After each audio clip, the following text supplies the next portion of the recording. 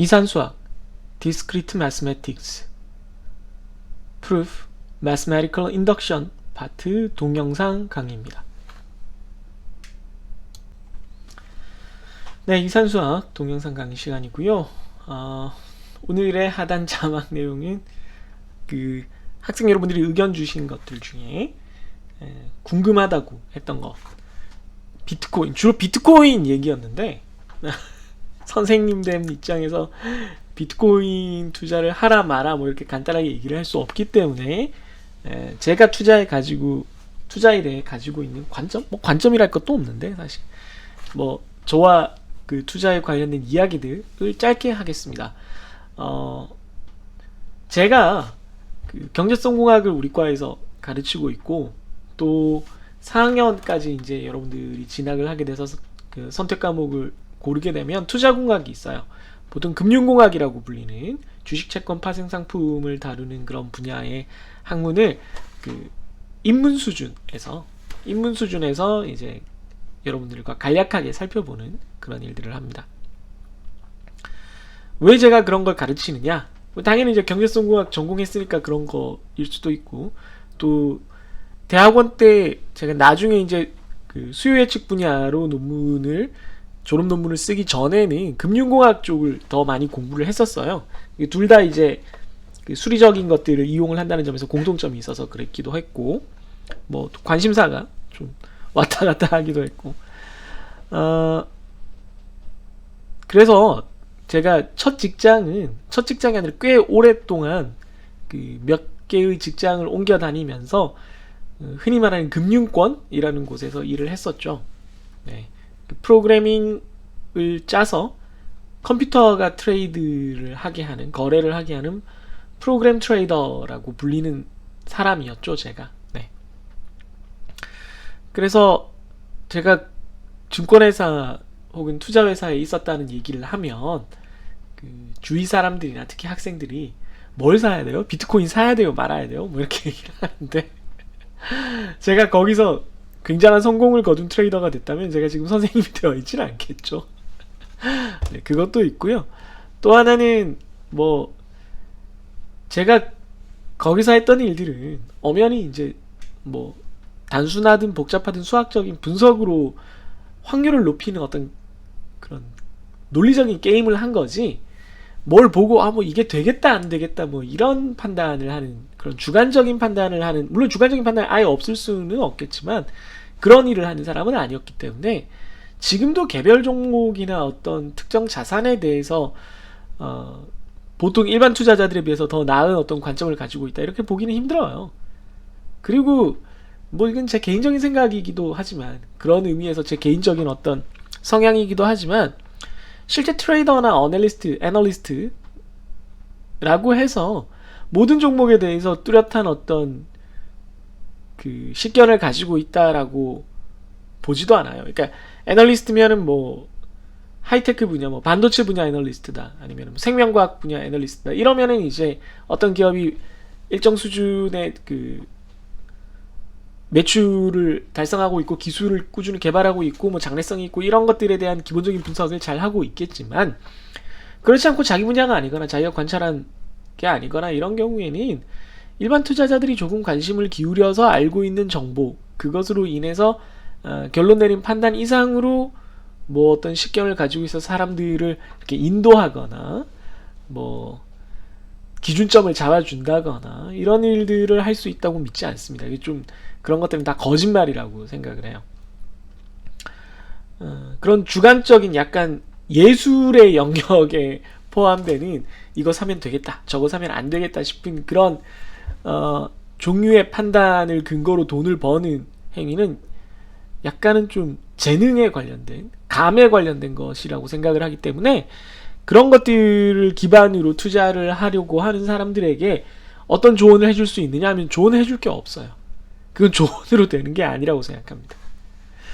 게다가 아까도 말씀드렸지만 저는 주식 파생상품 중에 파생상품을 다루었던 사람이고, 개별 주식 종목에 대해서는 크게 많이 다루지 않았어요. 물론 파생상품을 하면서 뭐 관심 있는 학생들은 알겠지만 해지를 하기 위해서 개별 주식들을 뭐 이렇게 제 포트폴리오에 넣거나 빼거나 하는 일들을 했었지만, 그렇다고 하더라도 어디까지나 부차적인 일이었기 때문에 관심을 두고 관찰하고 사거나 팔거나 하지만 그것에 대해서 그렇게 가치 판단을 많이 하지는 않았거든요. 네. 전체적인 그 시장의 흐름에 대해서만 좀 관심을 가지고 있었던 편이죠. 네.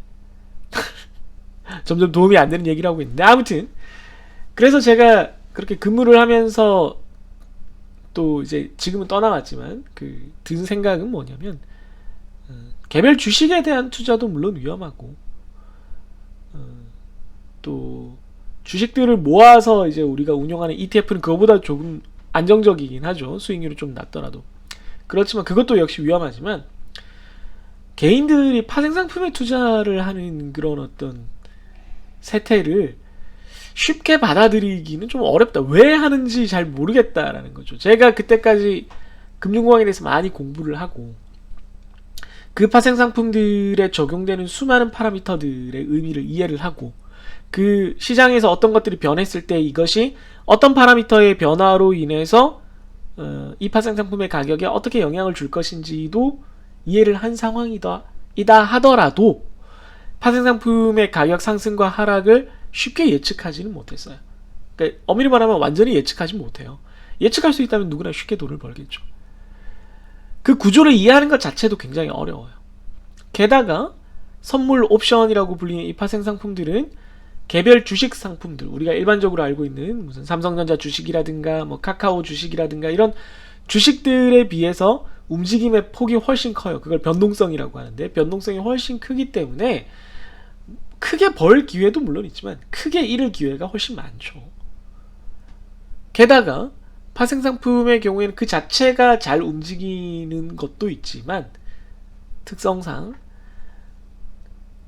조금의 돈을 투자해서 큰 투자 효과를 얻을 수 있는 레버리지가 가능해요. 그게 요즘 이제 비트코인 쪽도 가능해져서 큰 문제이긴 한데, 일단 거기까지 들어보세요. 제가 금융공학 수업할 때, 투자공학 수업할 때 더 자세히 설명하겠지만, 기본적으로 파생상품은 어떤 다른 상품, 어떤 다른 그 가치를 가지는 금융자산의 움직임에 따라서 움직이는 일종의 기생을 하는 상품이에요. 온라인으로 우리가 베팅하는 거랑 비슷하다라고 할 수도 있어요. 네, 뭐 오늘 레알 마드리드가 이길 것 같다, 하나 이글스가 이길 것 같다에 투자를 하는 것과 같은 셈이죠. 다만 이제 파생상품이 모든 게 다 그 정도는 아니고, 파생상품이 기본적으로 가지는 내재 가치가 있어요. 그러니까 주식이나 뭐 부동산이나 채권이나 이런 것들은 그것이 가지는 실질적인 경제적인 의미, 권리가 있습니다. 내가 뭘 할 수 있는 권리가 주어지죠. 그걸 기반으로 그 가치가 설정되는데, 비해 파생상품은 그 주식과 같은 주식, 채권, 뭐 부동산 등 다른 그런 가치를 가지고 있는 놈들의 가치 변화에 의존해서 가격을 형성하는 거니까,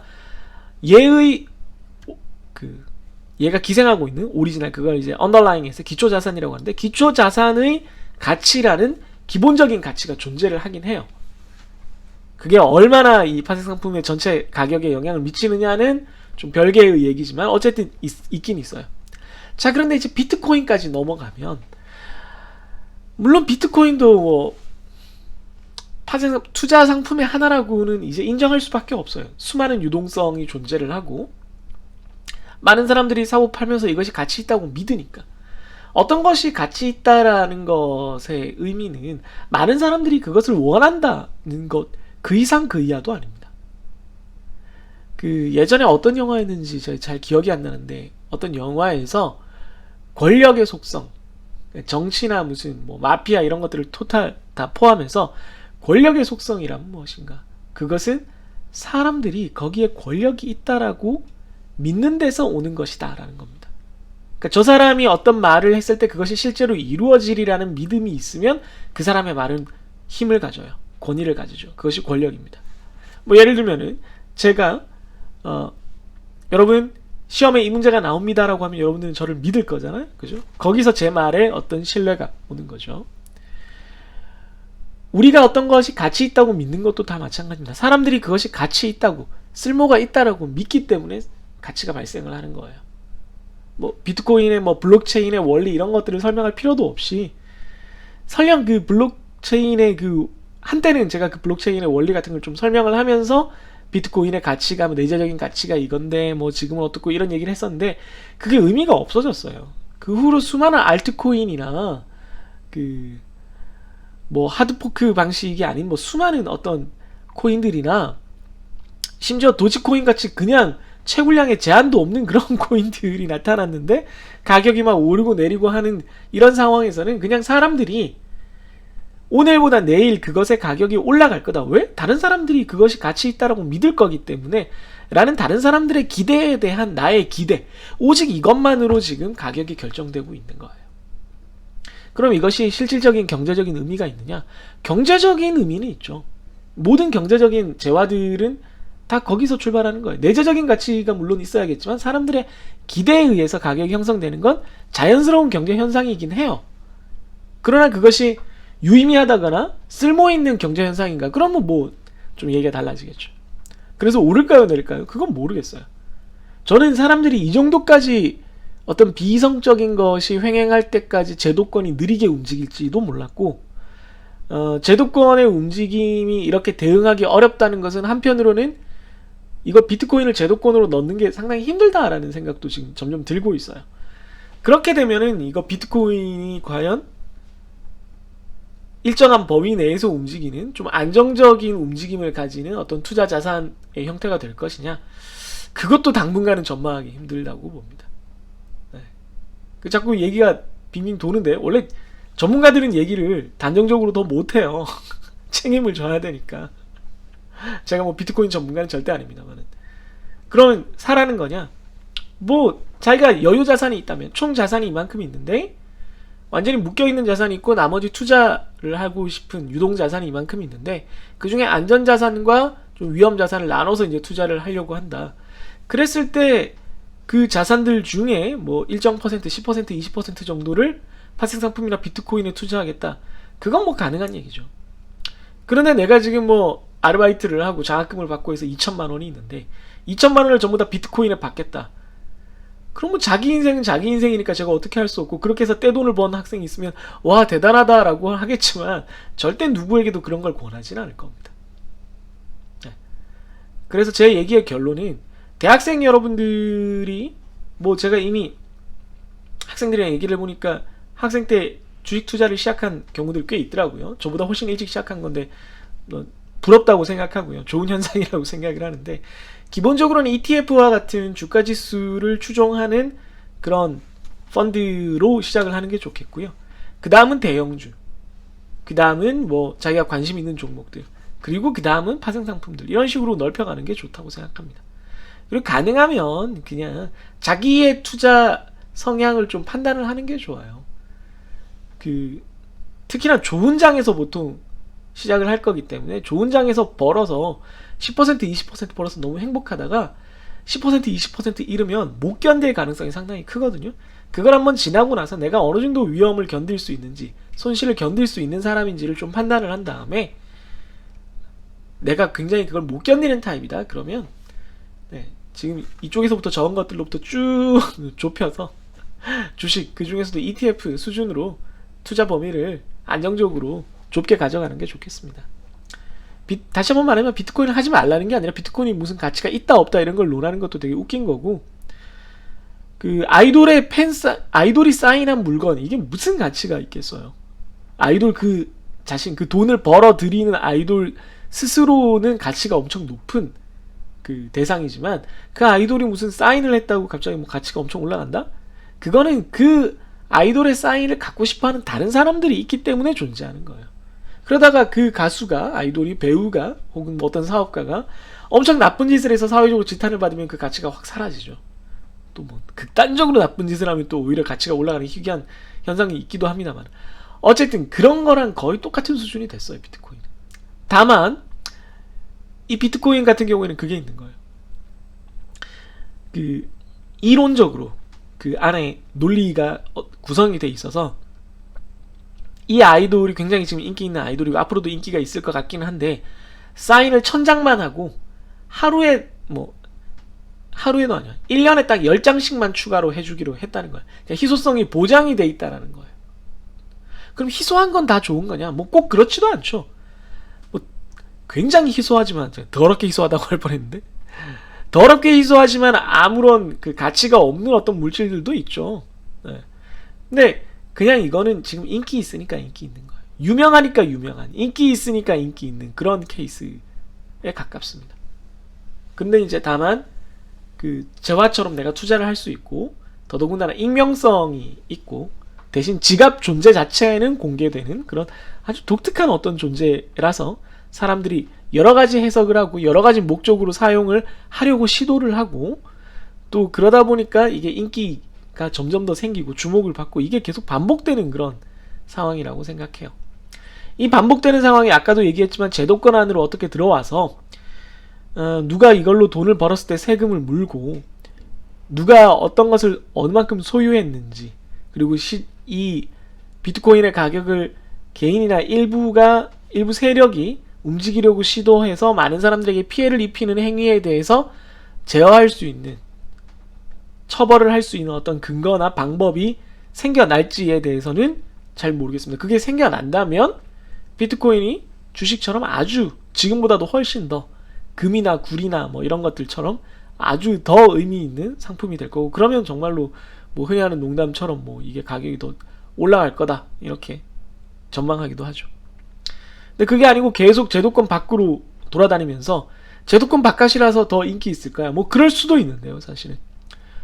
뭐 많은 국가들에서 특히 이제 부가 집중되어 있는 선진국들이 지금 중국처럼 비트코인으로 인한 어떠한 거래도 막고, 비트코인을 통해서 세금을 탈루한 그 정황이 발견되었을 경우 처벌을 한다라는 조항을 넣는 경우에는 이게 상당히 가치가 좀 많이 하락할 가능성이 있다, 제약을 받을 가능성이 있다. 그래서 그 중에 어느 쪽의 시나리오로 갈지는 잘 모르겠습니다. 전 어느 정도 시점이 되면, 지금 벌써 몇 년이 됐으니까 화제가 된지, 제도권으로 들어오려는 그런 어떤 시도가 이루어질 거라고 생각을 했는데 아직은 잘 안 되고 있네요. 그러니까 시도는 있는데 잘 안 되고 있다는 생각이 듭니다. 아무튼 뭐 저희 쓸데없는 그런 관점이었습니다. 학생 여러분들한테 도움은 안 됐을 텐데요. 결론을 말하자면 비트코인에 너무 많이 투자하지 마세요. 재미로는 할 수 있는데 거기에 인생을 전부 다 걸지는 마세요. 뭐 그래도 건다면 어쩔 수 없고, 걸어서 떼돈 벌면 선생님한테 맛있는 거라도 한번 사주고 농담이고요. 조심하세요, 정말. 네, 매스메리컬 인덕션 한번 보도록 하겠습니다. 네, 매스메리컬 인덕션의 그 주요 원칙, 뭐 구조, 기본 사항들을 한번 보도록 하죠. 펜 안 꺼냈네요. 매스메리컬 인덕션 뭐 알겠지만, 그런 말 하지 말라 그러더라고요. 알겠지만 매스메리컬 인덕션은 수학적 귀납법을 말해요.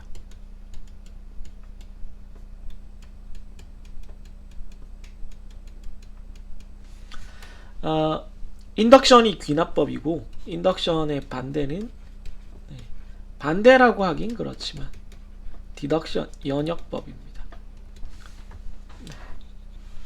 연역법과 귀납법의 차이는 여러분들 아시죠?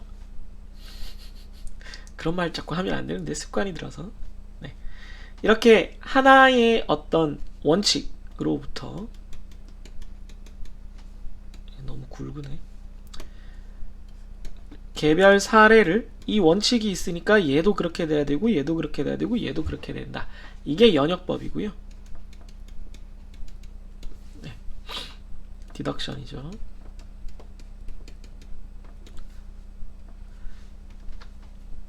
반대로 개별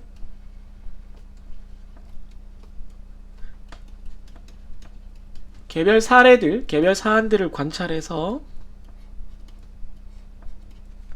하나의 커다란 원칙을 만들어가는 것, 이것이 귀납법이죠.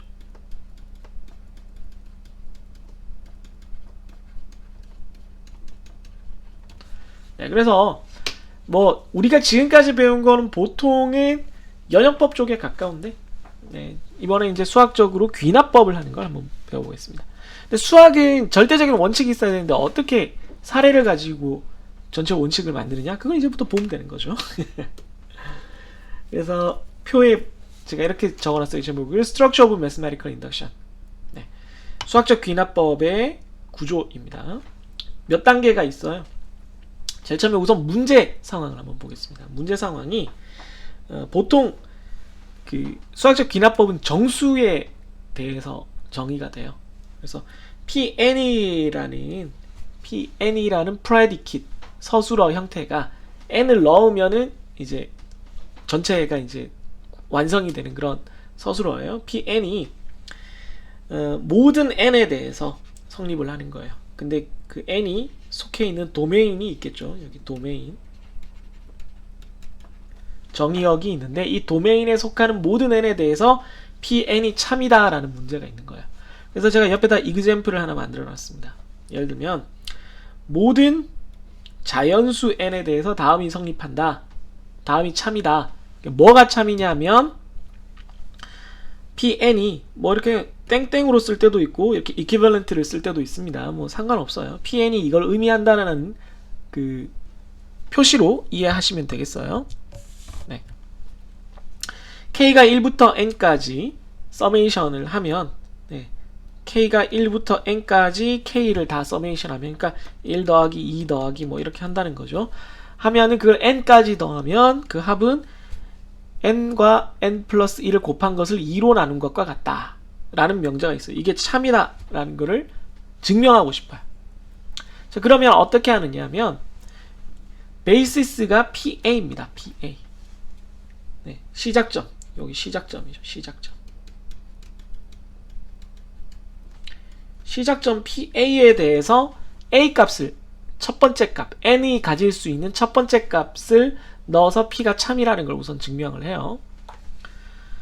오른쪽에 실제 example을 보면 모든 자연수니까 n이 가질 수 있는 값 중에 제일 작은 값은 1이겠죠. 그죠? 그래서 1을 넣어서 서메이션 K가 1부터 1까지 안에 여기 오타네요. K가 들어가야 되죠. K를 넣으면 1만 더해지니까 1을 더하면 그냥 1. 이것은 우변 2분의 1 곱하기 2죠. 네. 이것과 똑같으니까 참이 됩니다. 따라서 주어진 명제는 n이 1일 때는 참이다. 시작점에 대해서는 참이다라는 게 되어 있어요. 그런 다음에 이제 뭘 하느냐면 Pn이 참이다 라고 가정을 하고 Pn이 참일 때 Pn 플러스 1이 참이다 라는 것을 인덕티브 귀납법으로 보여줍니다. 그러니까 귀납적으로 보여줍니다. 그러면 이걸 보여주면 어떻게 되느냐? Pn이 참이면 Pn 플러스 1도 참이고 따라서 Pn 플러스 1이 참이니까 Pn 플러스 2도 참이고 이런 식으로 마치 도미노처럼 마치 like 도미노처럼 네. 이렇게 우리가 Pn이 있으면 얘가 참이면 얘가 참이고 얘가 참이니까 얘도 참이고 얘가 참이니까 얘도 참이고 이런 식으로 쭉 해서 다 참이 될 수가 있는 거죠. 이해되셨어요? 그러니까 도미노 하는 거랑 똑같아요. 이 시작점은 첫 번째 걸 넘어뜨리는 거야. 그런 다음 우리가 도미노를 촘촘하게 쌓아 놓으면 하나가 넘어지면 그 다음 게 넘어진다 라는 것만 우리가 보여주면 얘가 넘어졌으니까 그 다음 거 넘어지고 얘가 넘어졌으니까 그 다음 거 넘어지고 얘가 넘어졌으니까 그 다음 거 넘어지고 해서 쭉 다 넘어진다는 걸 우리가 자동적으로 증명하게 되는 거죠. 따라서 시작점과 하나와 그 다음 사이의 관계만 증명을 하면 모든 경우에 대해서 다 증명을 한 것과 마찬가지이기 때문에 전체의 원칙, 전체 명제가 참인 것을 증명할 수 있다. 이것이 수학적 귀납법입니다. 이 과정을 지금 example을 통해서 한번 보여드릴게요. 제가 조금 비켜놔야 되겠네요. 얍. 그래서 지금 P1이라는 것은 이 서메이션에 대해서 증명이 됐으니까 Pn이 우선 참이라고 하자는 거죠. assume Pn이 참이다라고 가정을 하자는 겁니다. 따라서 Pn이 참이니까 1부터 n까지 K라는 정수에 대해서 K가 1부터 n까지 더하면 그 합은 2분의 n 곱하기 n 플러스 1로 표현할 수 있다. 이건 우리가 참이다, 이미 다 알고 있다 라고 가정을 하자는 거예요. 그럼 우리가 보여줘야 되는 것 Pn 플러스 1 우선 보여줘야 되는 것을 미리 적는 게 좋아요. 요게 팁입니다. 보여줘야 되는 게 무엇인지를 우선 확인하고 가는 게 좋아요. 그래야 그걸 유도해내기가 쉽습니다. P의 n 플러스 1인 경우를 우리가 참이 됨을 보여야 되는데 그게 어떤 형태가 될 거냐면 K가 1부터 n 플러스 1까지 하나가 늘어났죠. 더하면 n자리에 n 플러스 1을 넣어야 되니까 2분의 n 플러스 1 그 다음에 n 플러스 1 자리에는 n 플러스 1 플러스 1이니까 n 플러스 2가 됩니다. 그죠? 이해되셨어요? 네. n 자리에는 n 플러스 1, n 플러스 1 자리에는 n 플러스 1 플러스 1 이렇게 들어간 거죠. 그래서 요 형태가 우변의 요 형태와 같다는 것을 이제 보여줘야 됩니다. 자, 그럼 우선 좌변을 보면은 레프트 사이드를 보면은 k가 1부터 n 플러스 1까지의 합은 n까지의 합과 그 다음에 n 플러스 1에 대해서는 그냥 n 플러스 1을 더해주면 되는 거잖아요. 그러니까 쉽게 말해서 요걸 다르게 쓰면 1 플러스 2 플러스 n 플러스 n 플러스 1을 한 거를 이만큼을 묶으면 얘가 되고, 너무 지저분해지네요. 이만큼 이 노란색을 묶으면 여기가 되잖아요. 이거 pn에 대해서 우리가 이미 성립을 시켰으니까 그걸 이용하려는 거예요. 그 다음 남아있는 요 파트는 이렇게 남겨놓는 거죠. 이해됐나요? 네. 그러면 방금 봤듯이 요 왼쪽 노란색 동그라미는 pn에 대해서 이것이 성립한다는 걸 우리가 위에 적어놨으니까 그걸 그대로 이용을 하면 요 노란색 동그라미는 이렇게 될 겁니다. 그죠? 네. 2분의 n 곱하기 1, 2분의 n 플러스 1, 네. 이렇게 될 겁니다. 그리고 n 플러스 1 그대로 남아있으니까요. 그 다음 이걸 통분하면 그냥 이렇게 돼요. 해보시면 그렇게 됩니다. 네. n 플러스 1이 이쪽에 있으니까 n 플러스 1로 묶으면 앞에서는 2분의 n이 남고 뒤에서는 1이 남죠. 그러면 n 플러스 1과 2분의 n 플러스 2가 남죠. 네, 그러니까 정리하면 이렇게 되겠죠. 그죠? 그래서 이건 우리가 보여주고 싶은 pn 플러스 1, 또 잘못됐네.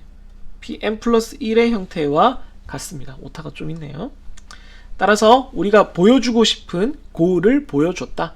따라서 pn이 참일 때 pn 플러스 1은 자동으로 참이 된다 라는 걸 보여줬습니다. 따라서 이 주어진 명제 전체는 참이다 라고 결론을 내릴 수가 있는 거죠. 이해되셨나요? 네. 좀 그 스트럭처 안에 넣다 보니까 좀 좁게 써서 그런데 여러분들 천천히 보시면서 따라 하시면 되겠어요. 네, 이게 전체적으로 우리가 Mathematical Induction, 수학적 귀납법에서 활용을 하게 될 테크닉들과 기본 원칙입니다. 이걸 크게 안 벗어나요. 네, 어려워하실 필요 없습니다.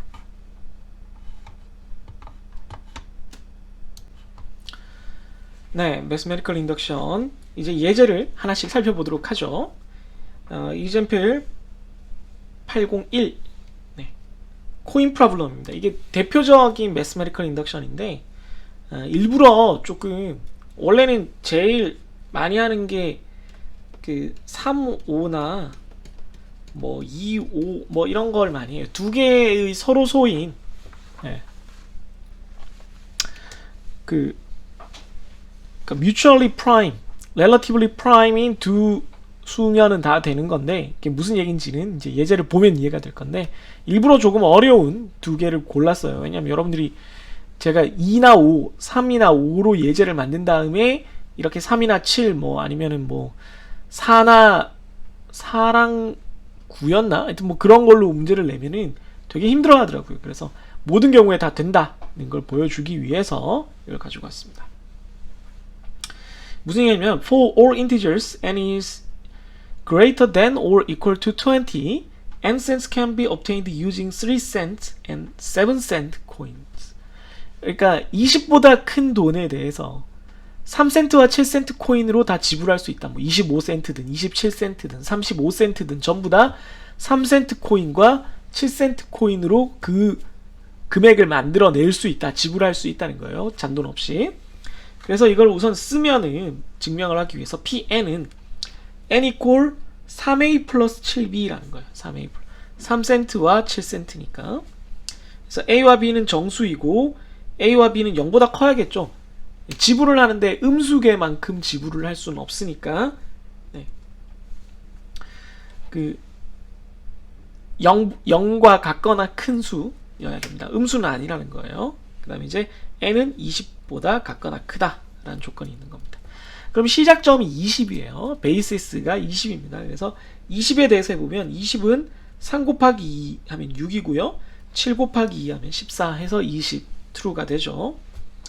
자, 그 다음에 이제 k가 20보다 같거나 클 때 pn이면 pn 플러스 1이다 라는 걸 증명하면 돼요. 그런데 뭐 혹시 그 위에 있는 n이랑 헷갈릴까봐 제가 여기서는 pk면 pk 플러스 1이다 이렇게 해봤습니다. 똑같아요. 뭐 n을 쓰든 k를 쓰든 그건 아무런 상관없습니다. 그냥 표현하는 거니까. 그래서 pk면 pk 플러스 1도 된다. 그러니까 k라는 돈을 3센트와 7센트로 지불할 수 있게 되면 거기에 1원 더 올라간 건 1센트 더 올라간 돈도 역시 3센트와 7센트로 지불을 할 수 있게 된다라는 걸 이제 보여주려는 겁니다. 그래서 PK라는 걸 보면 K는 3A 플러스 7B예요. 네. 요게 이제 성립한다라고 보는 거죠. 이게 된다라고 이미 가정하는 거죠. assume 하는 거죠. 뭐 따로 assume 안 써도 됩니다. propose나 assume을 써야지 뭐 된다라고 뭐 보통 책에서 돼 있는데 뭐 안 써도 그냥 맥락상 보면 압니다. 근데 케이스를 이제 둘로 나눌 거예요. 이왜 케이스를 둘로 나누냐면 3A 플러스 7B, 그러니까 3센트 A계와 7센트 B계를 지불하고 있는 상황에서 요걸 1센트를 딱 올리기 위한 방법이 두 가지로 보통 나눠져요. 두 가지로. 하나는 여기 밑에 이미 제가 적어놨지만 생각을 해보면 3센트를 2개 빼면 3A 7B에서 3센트를 2개를 빼면 A에서 그럼 마이너스 6이잖아요. 그러면 여기다 하나를 더하면 플러스 7이니까 합해서 플러스 1이 됩니다. 그죠? 이런 경우가 있고 반대로 그러면 A를 늘리고 B를 줄여서 플러스 1이 되게 만들려면 어떻게 하면 되겠어요? 네, 역시 3A 7B 썼을 때 이 경우는 어떻게 한다고요? B를 2개를 빼요. 네, 그러면 마이너스 14가 되고 A를 5개 더하면 플러스 15가 되죠. 네. 이렇게 하면 역시 플러스 1이 됩니다. 이렇게 두 가지 방법이 있는 거예요. 자, 그런데 A를 2개를 빼려면 일단 이렇게 동전을 한쪽을 줄이고 다른 한쪽을 늘려서 플러스 1을 만드는 가지수를 최소 2가지를 만들어 놔야 돼요. 계속 한쪽만 줄일 수는 없으니까 1센트씩 늘릴 때마다 3센트만 계속 줄이면은 3센트가 다 동일하면 더 이상 줄일 수가 없게 되니까 안 되고 3센트도 줄였다가 7센트도 줄였다가 이렇게 하면서 3센트와 7센트가 점점 올라가는 그런 형태로 지불 금액이 올라가야 정상이겠죠. 그래서 보면은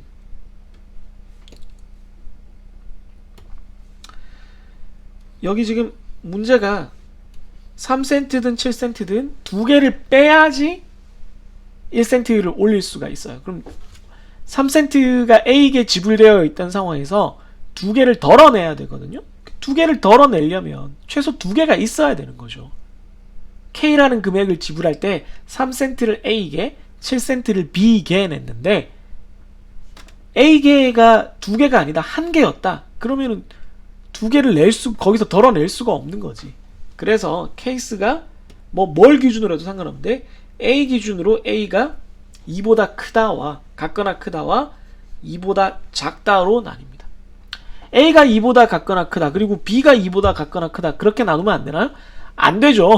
그러면 전체가 아니잖아요. 그러면 A가 2보다 같거나 크고 B가 2보다 같거나 크다 이게 둘이 동시에 일어날 수도 있고 둘이 동시에 안 일어날 수도 있는데 그렇게 할 수는 없죠.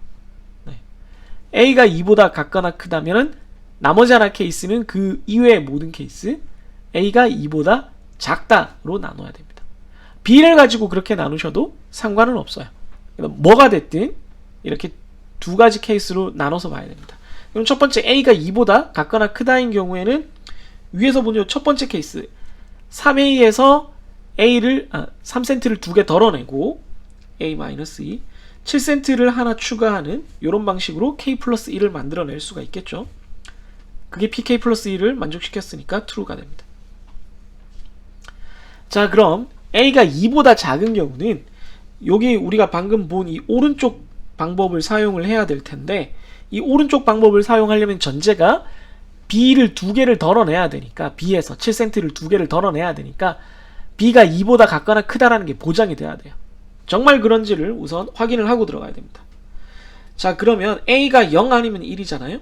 A가 2보다 작고 A가 정수이고 A가 음수는 아니라고 했으니까 A는 0 아니면 1입니다. 2보다 작을 때. 그럼 K가 20보다 같거나 커요.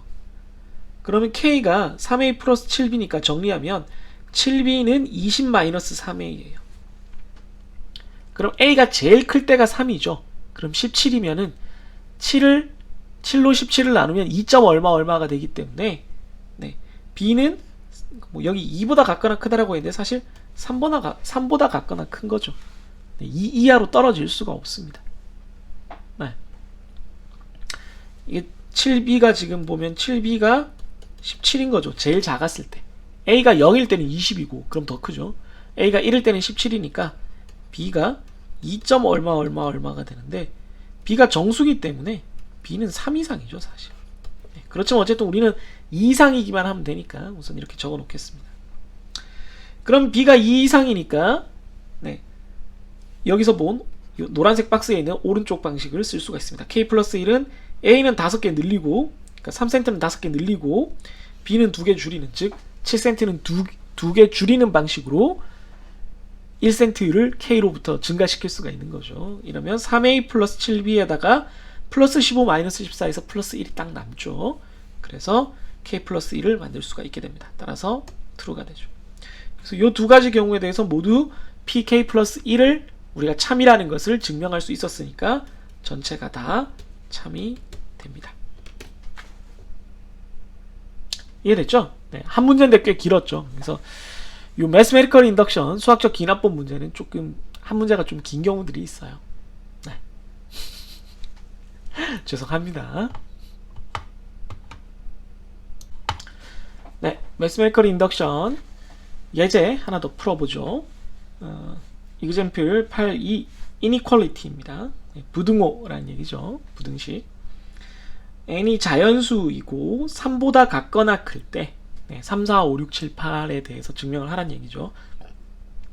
Pn이라는 우리가 증명해야 되는 명제가 n제곱은 2n 플러스 1보다 크다 라는 겁니다. 그럼 우선 베이시스 3에 대해서부터 증명을 하면 되겠죠.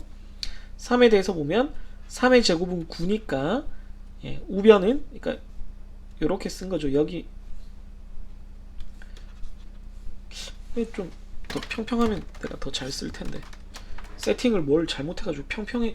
예전에 이게 되게 평평했는데 변명을 구질구질 하고 있죠. 이쪽이 좌변이고 네, 이쪽이 우변인 거예요. 그래서 제가 뭐 꼭 그렇게 안 해도 되는데 이렇게 해서 이렇게 만나도록 9와 7이 딱 비교가 되도록 나름대로 배려를 한 겁니다. 그래서 3일 때는 9는 7보다 크다라는 결론이 나오니까 당연히 true겠죠. 그래서 assume K일 때 참이면 K 플러스 1일 때도 참이다 라는 걸 보여주려는 거예요. 앞에서도 말했지만 K가 아니라 N으로 해도 아무 상관없습니다. 근데 위에 적혀있는 N이랑 이제 헷갈릴까봐 저는 그러는 거예요. K일 때 참이면 K제곱은 2K 플러스 1이다. 2K 플러스 1보다 크다 라는 조건을 가지고 K 플러스 1일 때도 이제 그렇게 된다는 걸 보이면 되는데, 이제 우리가 보여야 되는 거를 고를 미리 적어 놓고 하면 좀 더 쉽다고 했어요. 그래서 고를 하면 K 플러스 1의 제곱은 2K 플러스 K에다가 K 플러스 1을 넣어야 되니까 2 곱하기 K 플러스 1에 플러스 1이니까 2K 플러스 3이 됩니다. 자, 그러면 좌변과 우변을 우리가 전개를 해보면 좌변은 K 플러스 1의 제곱은 K제곱, 좌변을 지금 전개를 한 거예요. K제곱 플러스 2K 플러스 1이에요. 그런데 여기 바로 위에서 K제곱은 2K 플러스 1보다 크다라고 있으니까 K 자리에 요걸 집어넣자는 겁니다. 그러면 어떻게 됐어요? K 자리에 2K 플러스 1이 들어오고, 원래 2K 플러스 1이 있었으니까 2K 플러스 1 적은 것보다 크겠죠, 그죠? K제곱이 2K 플러스 1보다 크니까. 그럼 K 플러스 1의 제곱은 4K 플러스 2보다 큰 거예요. 그러면 4K 플러스 2가 2K 플러스 3보다 크면 되는 거예요. 이게 이제 좌변은 이것보다 크니까 이게 우변인 2K 플러스 3보다 크면 되는데, 이거랑 같은 조건이 k가 2분의 1보다 크다는 겁니다. 즉 따라서 k가 2분의 1보다 크기만 하면은 좌변은 4k 플러스 2보다 크고 그거는 우변보다 크다라는 요 전체 관계가 다 성립을 하는 거예요. 그렇기 때문에 k가 2분의 1보다 크다만 확인하면 되는데 k가 지금 3보다 크죠, 그죠? 베이시스가 3이니까 k가 3보다 같거나 크기 때문에 따라서 좌변은 우변보다 크다라는 것이 성립합니다. 이렇게 증명을 간단히 할 수 있어요. 요건 좀 쉽죠? 네. 그러니까 제가 늘 고를 적어 놓고 거기서부터 이렇게 하라고 하는 이유가 고를 적어 놓고 요 형태를 유도해 나가는 거기 때문에 그래요. 그리고 그 과정에서 assume k, 그러니까 바로 앞에 거를 이용을 하게 되는데 그걸 항상 여러분들이 요 이용을 해야 되는 요 형태를 눈여겨보고 언제 얘를 휙 집어넣어서 대입해서 이렇게 이용을 할 수 있을지를 늘 신경을 쓰고 있어야 돼요. 그래서 지금 k 플러스 1을 보면은 k제곱이 나타나게 만들어 놓고 그 자리에 바로 이렇게 잽싸게 집어넣어서 만든 거죠. 다만 이제 이 문제에서는 4k 플러스 2와 2k 플러스 3이 조금 이제 정리가 잘 안 됐죠. 그러니까 정확히 보면 2k가 1보다 크다 이건데 이게 정말 되느냐가 요 k는 3보다 크다라는 조건을 가지고 당연히 지금 이게 만족이 돼 있으니까 2k는 1보다 크다라는 게 만족될 수밖에 없다라는 하나의 조건을 더 활용했다라는 점이 앞의 문제랑 좀 다릅니다. 부등호라는 것도 좀 다르고 이렇게 그 베이시스 조건 n이 3보다 같거나 크다라는 것도 활용했다는 점이 조금 이제 어렵긴 한데 사실 생각해보면 앞의 문제에서도 k가 20보다 같거나 크다라는 걸 여기서 활용을 했어요. 네. 그래서 베이시스 조건이나 pk일 때의 조건 같은 걸 활용을 해서 k 플러스 1일 때 혹은 n 플러스 1일 때의 명제를 증명해 나간다. 그것들을 어떻게 활용할지 항상 머릿속에 이렇게 염두에 두고 있다가 요건 요걸 이용해야지 하고 바로 끌어당겨서 사용을 하면은 대체로 다 어렵지 않게 풀리는 문제들입니다. 그런 말을 안 해야 되는데 자꾸 어렵지 않게 이렇게 얘기를 하네요. 그건 뭐 제 기준이니까 그냥 그러려니 하고 넘어가세요. 아유 뭐 그렇지 뭐 제가 뭐 그렇게 생각하시면 되겠습니다. 네. 네. 수학적 기납법 파트 첫 번째 동영상을 이제 이렇게 좀 알아봤고요. 그 후반으로 가면서 좀 그 앞부분은 학기 초에도 얘기를 했지만 동영상을 찍으면서도 얘기를 했지만 좀 여러분들이 수학을 좋아하지 않는 경우가 많고 이과라고 하더라도 공대에 왔긴 하지만 수학이라는 과목을 뭐 좋아하는 학생들이 기본적으로 별로 없고 또 그 고등학교 때는 문제 푸는 것 자체에 집중을 했다면 이제는 수학적인 논리가 어떻게 이제 수학의 언어가 되어 있느냐를 이해하고 그것이 이제 왜 논리를 수학적으로 표현하는 것이 중요하냐를 이제 체득하는 과정, 약간 수학의 언어를 체득하는 과정처럼 이제 여겨지는 파트이기 때문에 좀 시간을 두고 진행을 했다면 점점 제가 속도가 빨라질 거라고 했잖아요. 그래서 좀 속도가 빨라지는 지점이라서 한 챕터가 조금 페이지 수가 좀 적고 핵심적인 내용과 문제풀이 위주로 좀 진행을 하려고 하고 있는데 그렇다고 하더라도 여러분들이 좀 어려움을 느끼지 않도록 설명은 충분히 하려고 애를 쓰고는 있어요. 뭔가 두 가지가 되게 모순되는 얘기가 나가고 있는 것 같은데 아무튼 제가 하고 싶은 말은 좀 속도가 빨라지고 있다는 뜻입니다. 그렇다 하더라도 한 챕터를 한 동영상으로 끝내기는 좀 어렵기 때문에 이렇게 좀 나눠서 이야기를 하도록 하겠습니다. 그러면 여러분들 잠깐 쉬시고요. 또 뭐 스트레칭도 하시고 예제 다시 한번 꼭 풀어보시고 예제 풀고 질문도 많이 해주시면서 다음 동영상을 준비해 주시면 되겠습니다. 그러면 수학적 기납법의 다음 동영상으로 또 만나도록 하죠. 문제 열심히 풀어보시고 다음에 또 만나요. 안녕히 계세요.